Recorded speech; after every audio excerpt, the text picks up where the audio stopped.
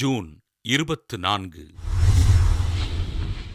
புனித திருமுழுக்கு யோவான் பிறப்பு திருவிழா.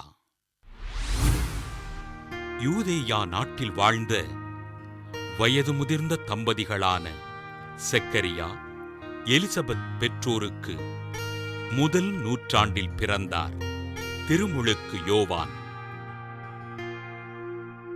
ஆண்டவர் இயேசுவின் உறவினரான இவர் ஆண்டவர் இயேசு கிறிஸ்து பிறப்பதற்கு 6 மாதங்களுக்கு முன்பு பிறந்தார்.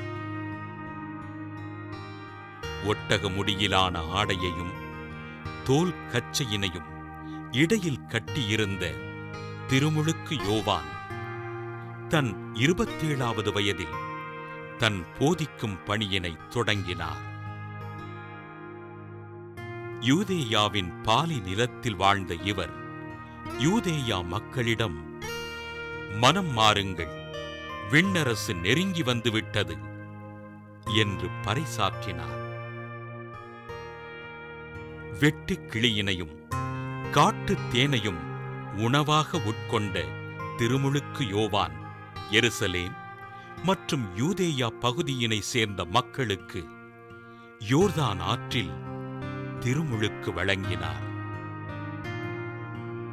எனக்கு பின்பு ஒருவர் வருகிறார், அவர் என்னை விட வலிமை மிக்கவர், அவருடைய மிதியடிகளை தூக்கிச் செல்லக்கூட எனக்கு தகுதியில்லை என்று ஆண்டவரின் வருகையினை முன்னறிவித்த திருமுழுக்கு யோவான் ஆண்டவருக்கான வழியினை செம்மைப்படுத்தினார்.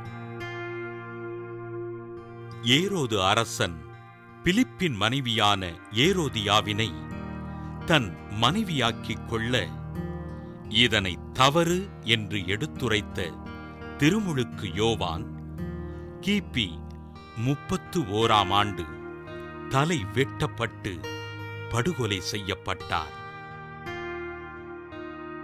5ஆம் நூற்றாண்டில் கிறிஸ்து பிறப்பு விழாவினை டிசம்பர் 25ஆம் நாள் கொண்டாடிட திரு அவையினால் முடிவெடுக்கப்பட்ட பொழுது திருமுழுக்கு யோவானின் திருவிழாவினை ஜூன் 24ஆம் நாள் கொண்டாட முடிவெடுக்கப்பட்டது.